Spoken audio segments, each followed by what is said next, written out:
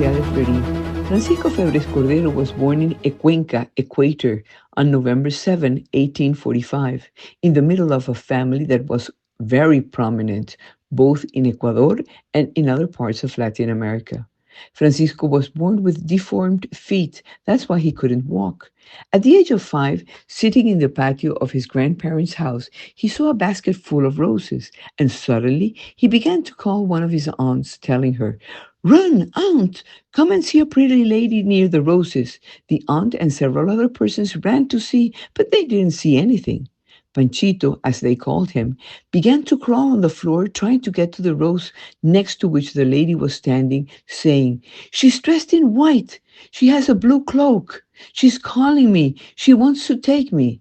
Suddenly, for the first time in his life, Panchito was able to stand up and take a few steps, and the lady disappeared.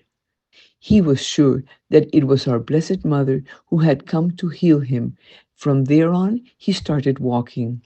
Once healthy, but always with a fragile health, he was able to go to school, and the classes that his parents gave him at home, he could now receive at school. When he was 9 years old, through efforts made by President Garcia Moreno, the Lasalle Mission of the Christian Brothers was founded in Cuenca. Francisco, enthusiastic, asked to enter that community, and from that moment he knew that he could only be happy in his life if they allowed him to be a De La Salle brother of the Christian school. His family strongly opposed, but Francisco was so determined that he became the first Ecuadorian to enter the La Salle Institute. Upon entering the institute, as was customary, he changed his name and he called himself Michael. He was known for being an excellent student and later became a great teacher. Before he was 20 years old, he published the first of his many works, a grammar that quickly reached popular status. His studies and research in the fields of linguistics and literature brought him into contact with scholars from around the world. He created some educational texts to teach his students that were so good that this text the Ecuadorian government later introduced them into the country's state schools. His works crossed borders and were distributed in other Latin American nations. They admired his work so much that he was named a member of the Academy of Ecuador and also of Spain.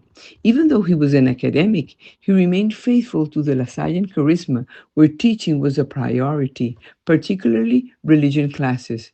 He stood out in preparing children for their first Holy Communion. He was a good teacher because of his simplicity, his frankness, and his emotion when giving his classes.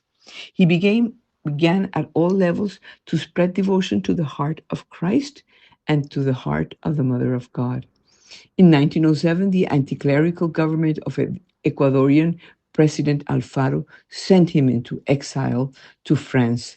There, he dedicated himself to translating educational texts into French so that the French De La Salle brothers could use them. They sent him to Belgium and from there to Spain, where he witnessed firsthand the revolutionary disorders of 1909. Hand in hand with our Blessed Mother, Hermano Miguel lived and worked. He died on February 9, 1910, leaving behind a reputation as a wise man, a teacher, and a saint, because he lived attached to God, knowing that with God we always win.